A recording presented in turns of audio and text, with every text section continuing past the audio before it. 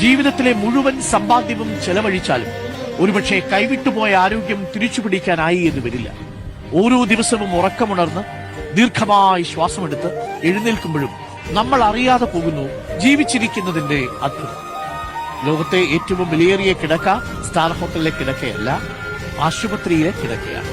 ആരോഗ്യമുള്ള ശരീരമുണ്ടെങ്കിൽ, സന്തോഷമുള്ള ഒരു കുടുംബമുണ്ടെങ്കിൽ ജീവിതത്തിലെ എല്ലാ നഷ്ടങ്ങളിൽ നിന്നും പുനരാരംഭിക്കാനാണ്. നമ്മൾ ഇന്ന് നിസ്സാരമായി കണക്കാക്കുന്ന ആരോഗ്യത്തിനായി ചിലർ തങ്ങൾക്കുള്ള എല്ലാം നൽകാൻ തയ്യാറാണെന്ന് മറന്നു പോകരുത്.